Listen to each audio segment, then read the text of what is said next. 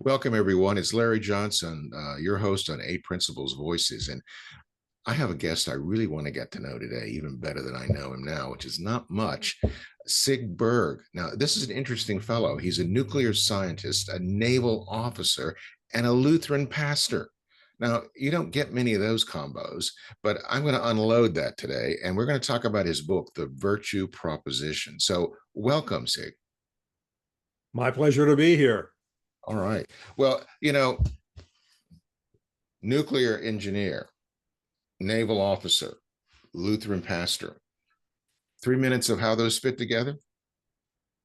Well, I don't know if they necessarily fit together. They're all part of a journey, I think, in my own life, from having done my undergraduate work at the Naval Academy, serving in the Navy on submarines, and getting my nuclear credentials. Then a sense and feeling that of a call to ministry, which I did, and went to seminary for 4 years and was senior pastor of a rather large congregation outside of Chicago. And then things begin to change. It's another part of the journey. I go back to the nuclear world, both here in the United States and around the world. When I say nuclear world, I mean the commercial nuclear world, commercial nuclear power plants. And I was a vice president, site vice president of a nuclear facility, and then responsible for evaluating the performance of nuclear power plants, along with a team, both here in the United States and around the world. And oddly enough, I was the first person to lead the first international review at Chernobyl. Oh, wow. So that leads me through a variety of things, a part of my life's journey. But there is a thread through all of them. And then I can see it clearer now, but it's always been there. I've really felt a desire. How do I make the world a better place than it is now? How do I better serve other people? How do I make a difference? Now, I need to say along the way, there are times when I probably did it better than other times. This is a journey, and it's been a growing journey, and I'm still in the process of growing and seeing where the journey takes me. Well, it's either growing or it's molding or something like that. I mean, you It either is growing. you keep moving along. You're you and I share some similar. I was an engineer who went to seminary, and then now I'm in fundraising, and there's this structured kind of not emotional, but structured and more compassionate kind of view that kind of works together. And I'm listening to what you said, and I'm beginning to see more clearly about myself as well, so that these things do fit together, although they look very disparate. Let's talk about your book. First thing that struck me was the name at the top, and that's Marshall Goldsmith. And we talked about him earlier. Interesting guy. The business coach to the big guys, so to speak. So, did you actually meet Marshall? No, just conversation. And so it was arranged by my publisher. And I'm grateful for that. And I'm grateful for his kind words. Okay, well, that was good that you were able to do that. The Virtue Proposition, that's the name of the book. 5 virtues that will transform leadership, team performance, and you. And I think the big distinction is this is a book about leadership primarily. And of course, you're the founder of the Severn Leadership Group as well. You're making a big distinction between virtues and values, which is the sort of common parlance these days. I mean, virtue almost sounds, well, Edwardian, Victorian, or even it's the great books of the the era of knighthood, virtue, and this sort of thing. And virtue, I think a little people kind of get prickly. Oh, virtue, what's that? Kind of thing. Values, we can, because as you make the distinction, virtues by their very nature are universal and universally applicable and universally the same, as opposed to values change both in time, place, and culture. tell me a little, what are the, I have them written here, but what are the 5 virtues that you identify? 5 virtues that I think are central to our lives.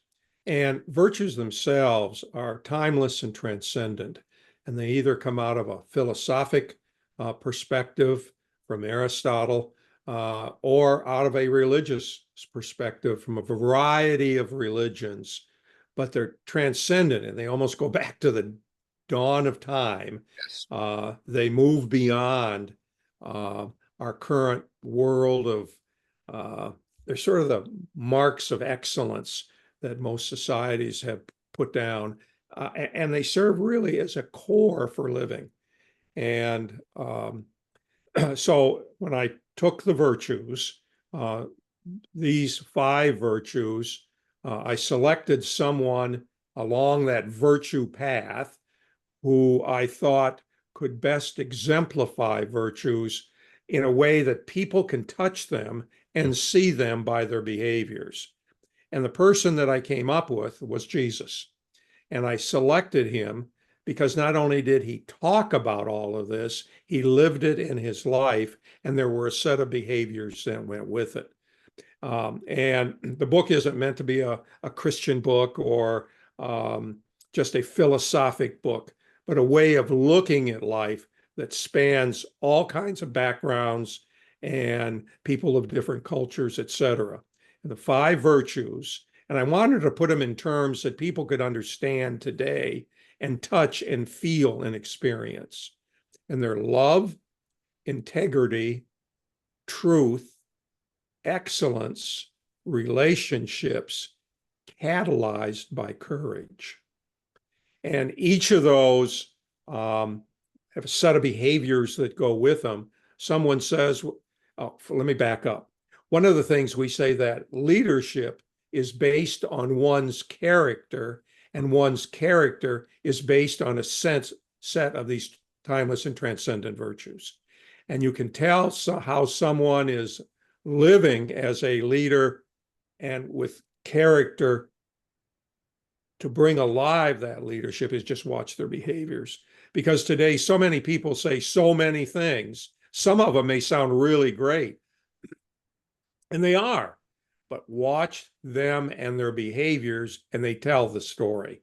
Mm-hmm. And so, where are the leaders today in a time that we need them more than ever? But the 5 are critical. And that's what we're excited about and think they serve as a core to our lives. When I was in the nuclear power business, and I've had responsibility for it, is for a reactor, if you don't take care of the core of a reactor, bad things will happen. And I would say that for a person, there is an inner core. And if you don't take care of that inner core, bad things will happen to you too. And they always do.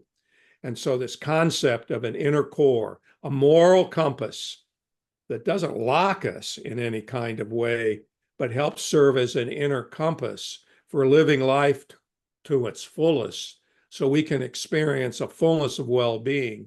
And at the same time, when we talk about teams, that they can perform at a sustained high level. Because in the end, we believe leaders serve teams, and leaders are called to serve others. Okay, I like that. The frame of the book, you use the story that I think many people are recently familiar with, the sculling a rowing team at the University of Washington in 1936, immortalized in the book Boys in the Boat, and now the motion picture. And you make reference to Pocock, who was the coach, and you use that analogy because that being a part of that sport is it's really a team sport. Everyone has to do exactly their role, and they have to do it very well, and just a slight deviation will totally ruin the race. And there's one scene where someone gets pitched out of a boat because they weren't right there with everybody else. And yet, to someone, a novice like me, looking at them doing this, and I was listening, there are each the positions on that boat aren't identical. They're all doing a piece of it that makes it go straight. And that because it is so easy to get off course, once you're off course, it's very difficult to get back again, at least in that race. Um, and that's one thing. And that everyone, even though they're a team, everyone individually is giving it their all and then some. And Yeah, and I think there's two parts. The coxswain is sort of the leader, keeping yes, them together, he's making the and call. that's making the call. But he's got guys rowing, and if they're not, and today ladies, but guys that are rowing, and he's got to call the shot, but it's not going to work if they don't work in harmony. And the key to that for those eight, when we talk about an 8-man shell, and I had the privilege to be an oarsman at Navy as a freshman. I read the book about that, and you had the best physical preparation ever, conditioning, but not the best rower, right? Is that what came out of that? Yeah, that's probably true. And by the way, we were rowing one day in a race, and the guy in front of me caught a crab where his oar was late, caught in the water, and he literally flipped out of the boat, and that was the end of the race. But the point I want to make about all of that is that what happens in Boys in the Boat, but is so essential for rowing, you have to trust everybody in the boat, that everybody is going to pull their weight. Everybody's going to do what they need to do, and you need to do what you do. And so that process of forming a team that becomes not 8 rowers and a cox, but 8 rowers and a cox that are one in mindset, in direction, being synchronized together. And when that happens, there's something called swing or flow. That's as Pocock, who is the builder of wonderful boats, and was the whisperer to the boys in the boat in 1936. It's like you're flying into heaven. You're flying to the stars. And that's what a good team is about. And it's what good leadership is about. You've sort of anticipated me. I was going to bring up this concept of swing. Now, can you be a little what? I mean, you could be working together toward a common goal, but that's not necessarily swing. That's another level No. together. You want to address? Well, yeah, I think one of the things that's important is that swing is a summary of all the things that seem to be coming together, but in reality, they do come together. And in less technical terms and in more business kinds of terms, what begins to happen most in the technical businesses, the people who get promoted have high technical skill and are very, very good at what they do. But when it comes to an engagement and working with people, that isn't there. And what what I contend, is that there needs to be a combination of both, and that culture beats strategy every time, and that people who major only in technical stuff will get to a point, and that's as far as they're going to go. But when you can take the people dimension, which leadership is about, and bring them along, and we talk about the need for emotional intelligence, and what I also add, virtue intelligence. They have a set of, there is an emotional people piece that goes with it, but there is a core that you operate under, and you know that everybody's operating under that same core. Now, you may have different roles and so forth. And so for swing to take place, you had to have technically great rowers who were prepared, physically fit, and ready to go, but also who had developed a emotional and personal connection with everyone. And it wasn't, I need to beat you out. We're all in the same boat, in the same race, and we're going to give it all we have. And I know that the guy behind me is doing exactly the same thing. And there is this flow that takes place. It doesn't happen a lot in organizations. I think there's levels of it, and we can talk about that separately. But when you get into it, you know you're there and you never want to go back. It's being on a great team and you never want to leave it, but the team isn't around forever. I've had the privilege of being on some great teams. I've been on other teams that were not, and probably one of the reasons they weren't, uh, I didn't fully understand all this. And to this day, it's still part of a journey. Mm-hmm. These 8 men in this boat, or 8 boys in this boat, they're constrained to that boat. Yes. And they physically, emotionally, and they win or lose together. There is no individual, oh, I was better than you, whatever. You're either all winners or all losers in a race. And the I was thinking about, you also made another comment I wanted to go on. Culture beats strategy every time. And you look at great companies or great organizations, they all have a very unified, healthy culture that produces these other effects. This is one of the things I tell people in the fundraising world. In the fundraising world, everyone's hepped up on process and techniques and technology, and they think that's going to solve all their problems. And yet, an organization has to have the right culture of how to interact with their investors, what the investors bring to the table, and that's what I call donors, by the way, for it to really be successful, in the sense that you have the wind at your back, not in your face. And that's the reason for my 8 principles, that these things are universal and a different mark.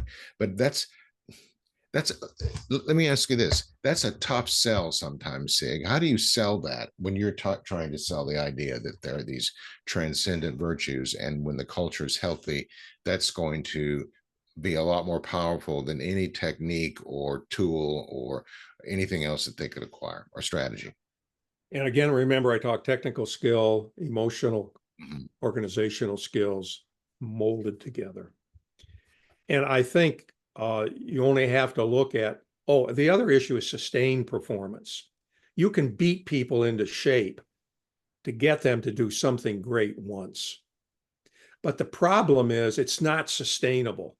And for a company, you want sustainable results, sustainable performance, sustainable high quality parts.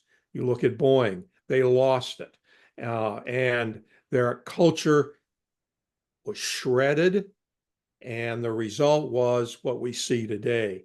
So a company that built great airplanes is really having a difficult time now. And So go that ahead. didn't happen overnight.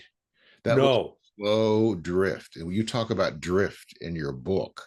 But then, it comes to the point where you have the chief executive officer making a public apology to victims of a crash before Congress. I mean, that's the ultimate humiliation, I think, or recognition that something Yep. went terribly wrong. Um, but yeah, but that didn't, as you know, Boeing was like the company. It was, Yep.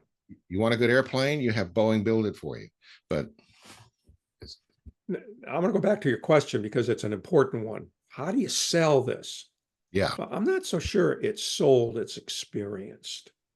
A lot of people will say, I can go to a leadership course, 10 days, I'm good to go, and I'm going to be a leader. I often say that leadership begins with you, but is not about you. Who are you?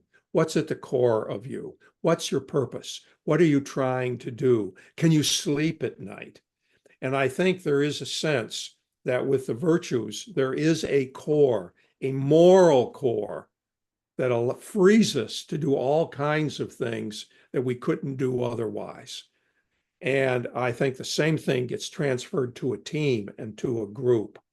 And what it means in the end, we believe better performance, better products, clear set of what the mission is in getting things done in a way that people want to do it together. And it doesn't happen any other way. no, it doesn't. Um, let's see here. The swing. We talked about swing. Um, where are we here? Okay.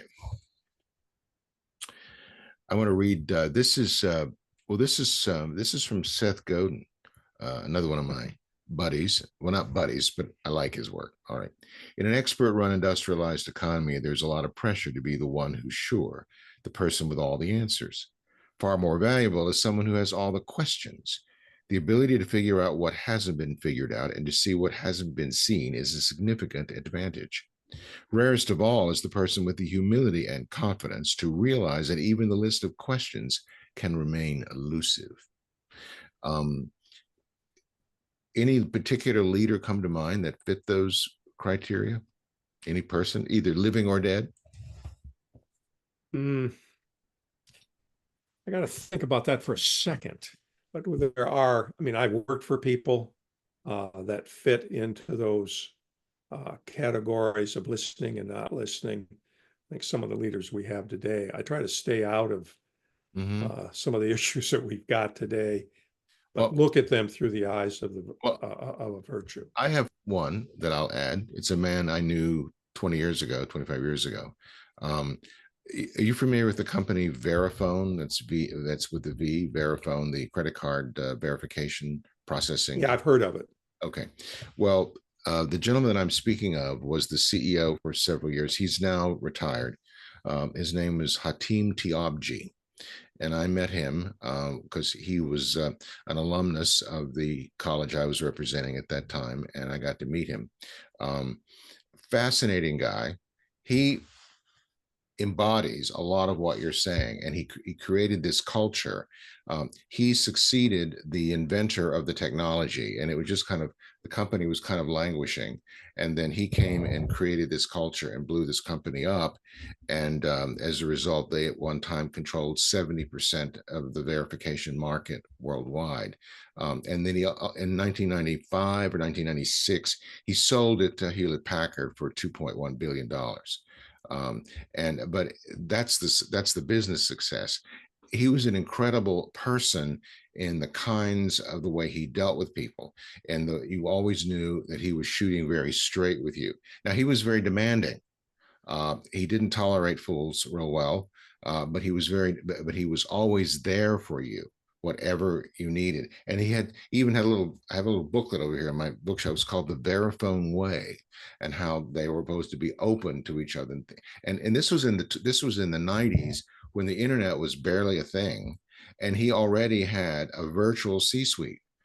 None of them were lived in Santa Clara, where he was, which I thought was radical at the time. And I was saying, Hatim, how do you do this? You know, but Yeah, you see this man. I tell you a couple stories about him. One, I was visiting him there in Palo Alto once, and he said, "We're going to have the stockholders meeting any second. Why don't you come up and join us?" Okay, fine, I'll come with you. And so we got on the elevator, and there was this retired age couple in golfing clothes on the elevator with us, and we're going up, and they were talking to one another, and I could tell. We were in business suits; they're in golfing clothes, and I could tell that the husband and wife were saying, "Well, that's him, that's him, that's him." And the husband's like, "No, no, no, no." And so she says, finally, she says to Natima, "Are you going to the stockholders meeting?" He says, "Yes, I am, and they might let me speak." And that's all he says. And so then we got off the elevator. The press is there. The photographs start, and she says to her husband, "I told you that was him." But he never really. He was just so, yes, this is who I am, blah, blah, blah. And then one other story. It took a while to get appointments with him, but once the appointments were made, they were solid. He was there. And this man would traveled all over the world all the time. And I took the new engineering school dean with me, a young fellow, and to meet him because he was an engineering graduate. So we're in this waiting room, and it's like 5 minutes late, 6 minutes late. This is unusual.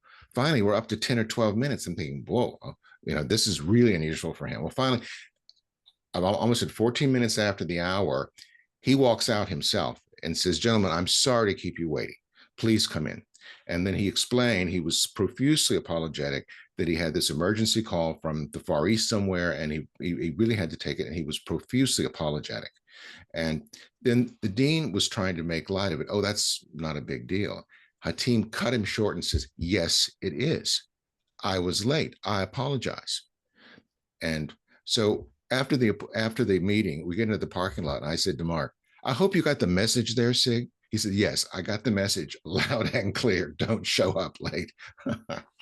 But he said, no, don't make light of this. I made this mistake. I'm sorry. Yeah, and I think the kind of people we're talking about, I think of Adrian Montague, who was the Queen's fixer for troubled plants, who I worked with in the UK when British Energy nearly went bankrupt. And And Sir fixers are Adrian, very important people, Sig. I probably ought to find a different word. He was her troubleshooter, and Well, she it's the sent same him in. thing. It doesn't have She quite the sent him in doesn't to have quite the bring long application like it did in Hollywood, the fixer. But yeah. she would send him to plants and companies around the world that the UK or the Queen had interests in. And his job was to bring them back to life, of which he's done a number. But he was that kind of guy. He knew people. He knew the business.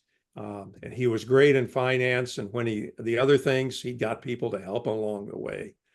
And so, all of this goes to this piece that if you want a team to exhibit the kind of characteristics we're talking about, then your behavior, the leader's behavior, has to be such that they're there also.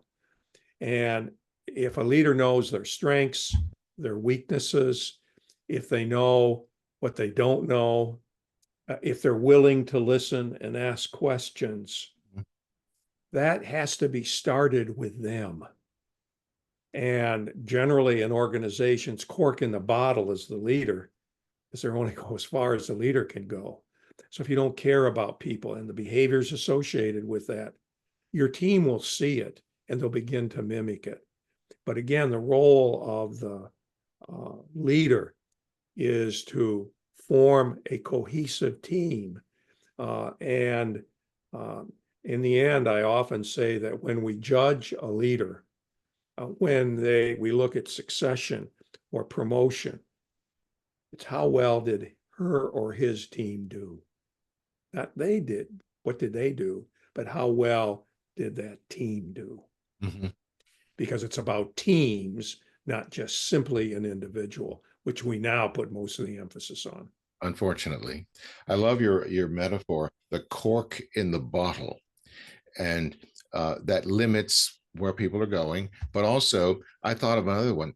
Sometimes that bottle gets so much pressure in it that the cork gets popped out, and then you That's have true.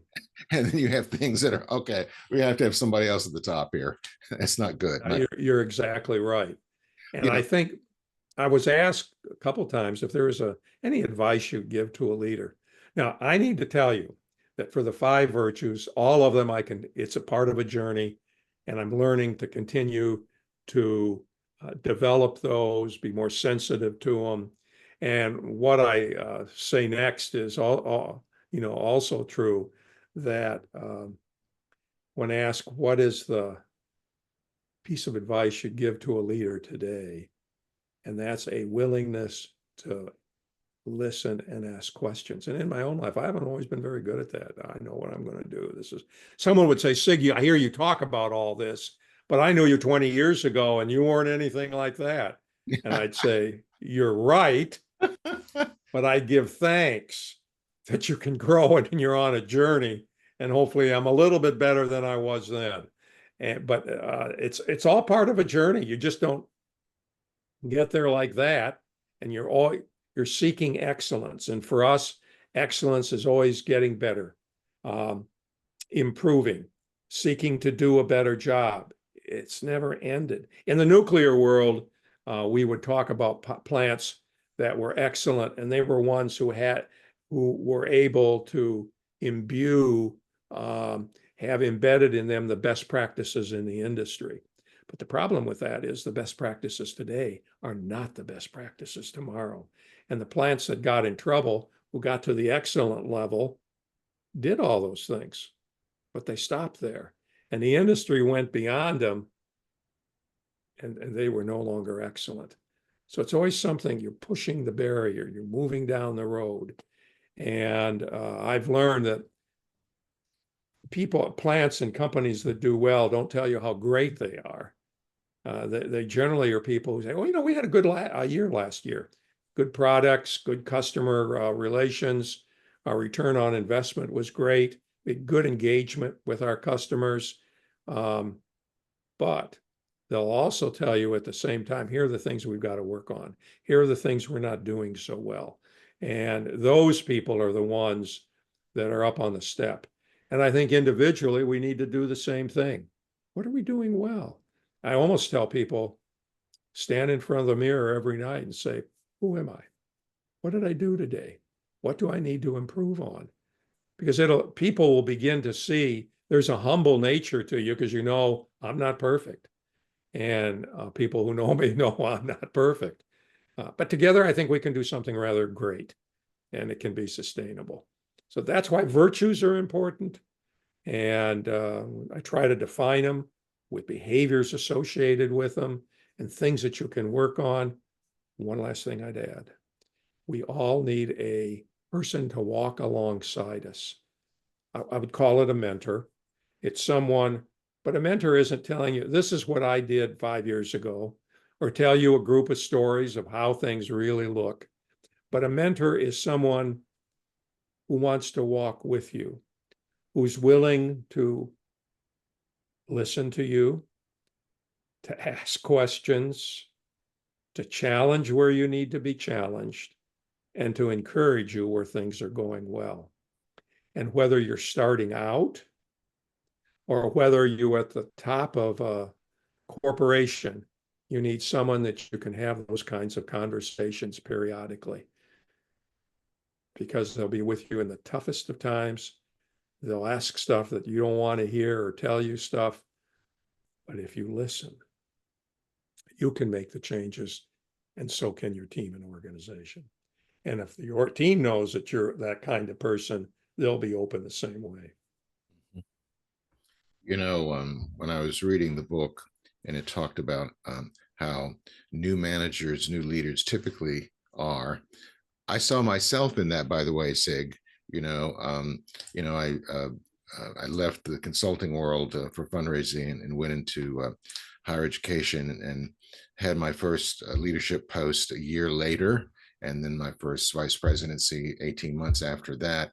And well, I know what the hell I'm doing, and I'm going to whip this thing into shape, and we're just going to get this done. And it's like, yike, and I would have had a lot more success than I did, especially in those early years, if I'd been a little more inquisitive and didn't come crashing in like a house of fire.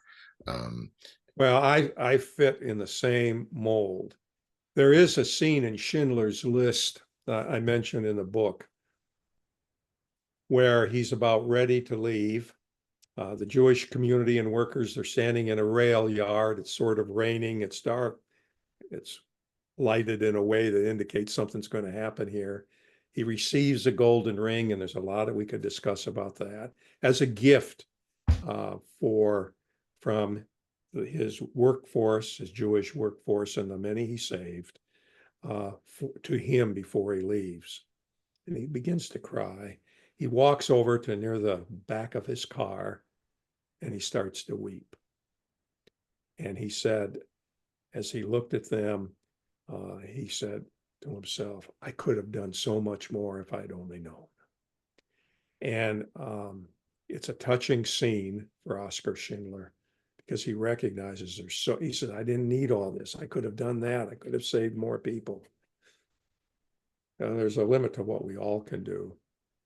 But in my own life, I look back and I see things that I've done that I could have done a lot better. And I, in many ways, sort of empathize with Schindler as I look at my own life. I could have done better. And so part of the goal of the book and where I see for leaders in the world we live in, both in our families, in our communities, in our country as a whole and around the world, is there a better way for things to come together? And I'm hoping that as this book is written, we'll take from all the different opportunities and learnings that I've had, decisions I've had to make, some good, some I wish I could have done a lot differently. But how can people begin to experience a transformation where they really can become difference makers in the world itself? And that's my goal. And then lastly, I'll say this, those 5 virtues of love, integrity, truth, excellence, and relationships energized by courage.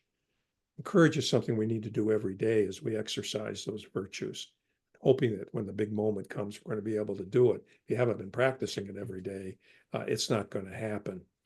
But having said that, my dream is that those 5 virtues will begin to unite people, whether you're Republican or Democrat, black or white, whatever culture you come from, whether you're in Israel or Palestine or wherever. I don't think this is crazy stuff.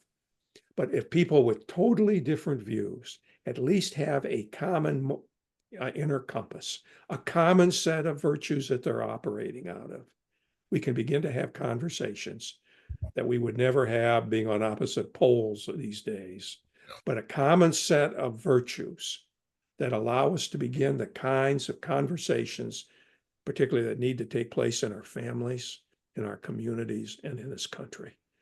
And short of that, nothing's just going to change. No. And I have experienced it more times than not. I've had the privilege of working in India and Pakistan and China, Ukraine, or Russia, Japan. And a lot of this had to be able to do, but I learned it along the way, and I'm still learning. And some rather interesting things happen. Some of them I can't talk about. But I believe this core can create a well-being in ourselves and also in the world around us. You know, families in the 60s, when they raised their families, there was a lot of helping people understand some kind of moral base, ethical way of living in Yes. their families. That was a concern. You look at today in a lot of families, it's how do our kids get a job? How do our kids get into college? And a different set of questions. But if you don't take care of the core, bad things will happen. And we're seeing that around the world and in this country today. Oh, absolutely. Get the core fixed first and then move out. The in the 8 principles, principle 5 is working from the inside out. Now, it means something a little different there, but the point is the same, and that is you start with those things closest to you, and then you build outward in layers is what you do. And it's the same concept. Exactly the same thing. Yeah. And if you're out here and you have nothing here, it will collapse.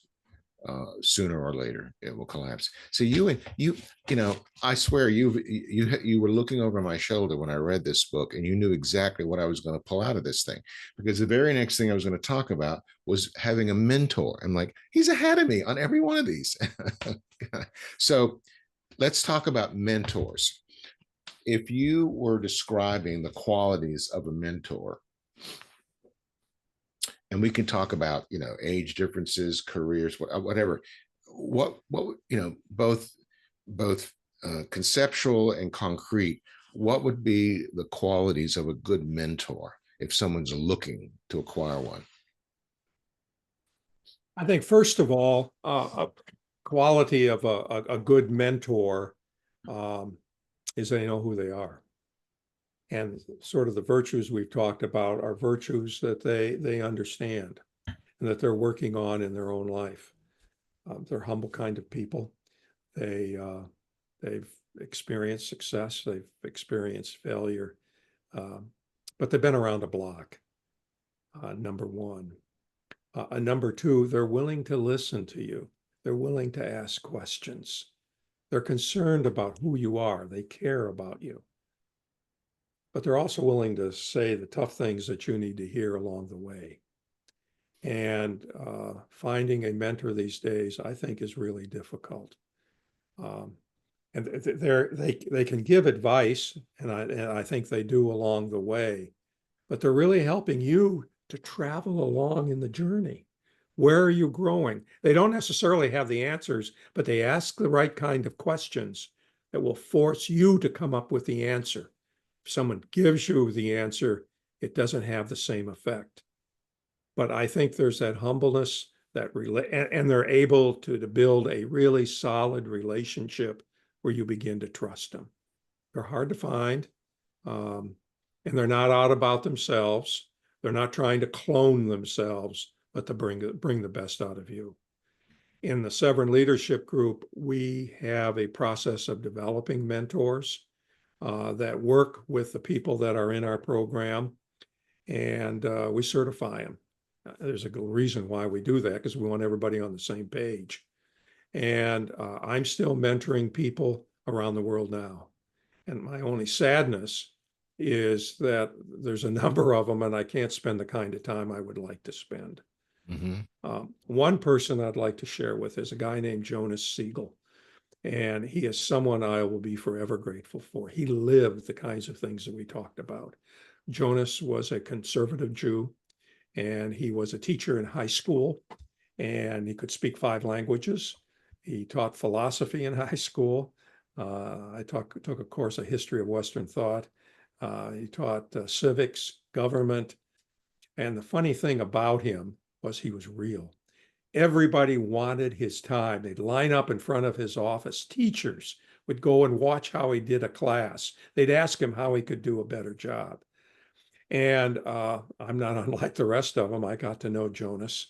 And even when I had graduated from the Naval Academy, he would want to meet with me periodically, and we would talk. The funny part is he could talk about the Hebrew scriptures and talk about them in Hebrew.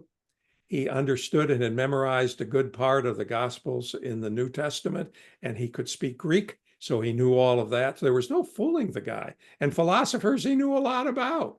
Yeah. But I'd ask him, I said, why aren't you teaching somewhere else, Jonas? I always called him Mr. Sigval, as did everybody. And they'd watch his behaviors. He lived what he talked. But he said, I wanted to summer off, do something a little bit different. He did do something differently.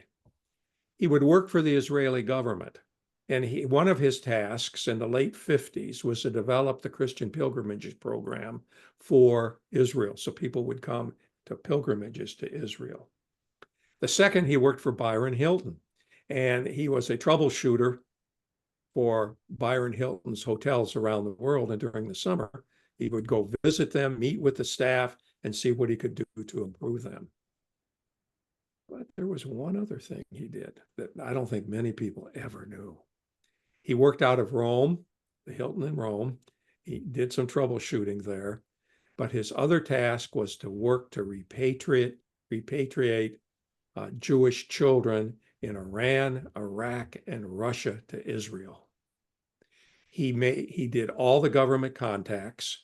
He made all the arrangements with each of the governments. He arranged for flights for the kids to be taken out of those countries and repatriated to their families back in Israel. Nobody knows who he was, but he was a man who was really clear as to what was important for him, but more important, how did he serve other people? That was a tremendous example for me, and I can only thank Mr. Sigval for all that he did for me and all the other people. That's an incredible story. You had me there, Sig. I was really, really listening to everything you said. This is great. I love it. Thank you very, very much. Well, let's see. There's one more thing. Let's see if you've anticipated me on this one. Is there a distinction in your mind between a virtue and a transcendent virtue, the modifier? I think by their very nature, virtues are transcendent. That's what I was thinking. And a value is something we choose, something that can be changed at a moment's notice. A virtue is something that's pretty well locked. And so a virtue by nature is transcendent. It's something that is developed outside of us. Yes. A value is something that we develop on the inside of us. And so a virtue by its very nature is transcendent. And I think the 5 that I look at and put in modern day terms are really, Robin McNeil has written about this from the McNeil-Lehrer report Oh, yes. on We're the same TV. vintage, Sig. I remember watching that every night. Yeah. And it's a great guy, very bright. And words were important for him. And he talked about light words and heavy words, heavy words that carried great content. And he was always looking for words that did that. Well, the 5 words that we talk about, love, integrity, truth, excellence, and relationships, are heavy words. And they carry a lot of weight. And that's why I think they can form the core of an individual. And courage is the one that unlocks it. C.S. Lewis talks about it. Every time it's a testing point of every virtue. You have the courage to do it. And if you can't do it in a small way, as I said before, there may be a big issue where you're going to have to stand up and say something different. But if you haven't exercised courage before, it's not going to come all at once. So courage is something you grow in at the same time. And I think those words are heavy words. And I think Robin McNeil really got it right.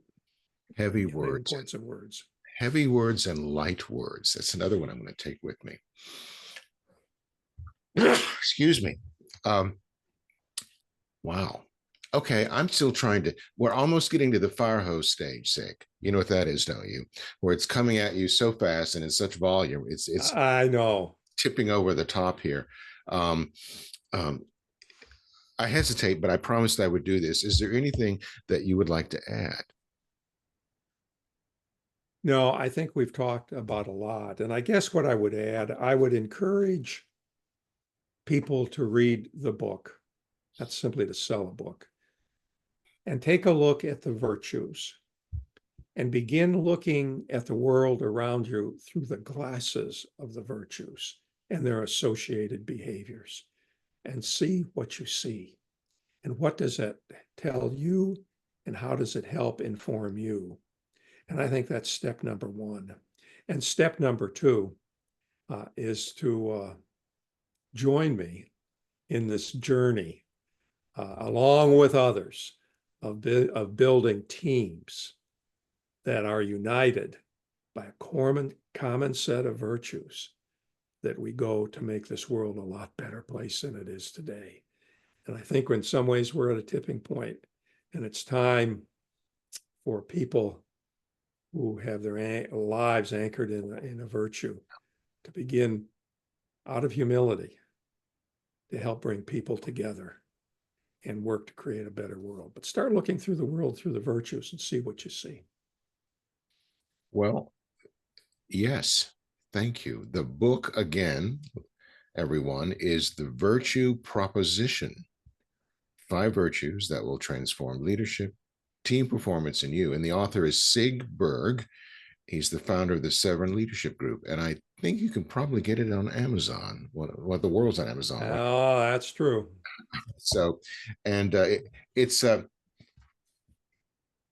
meaty book, but not a heavy book, Sig. That's what I'll say about it. It's a meaty book, but not a heavy book. Certain philosophical tomes are very heavy, and but this is meaty, but not heavy. Thank you so much. And my pleasure. Well, everyone, we'll have another interesting person that does interesting things on our next episode. But until then,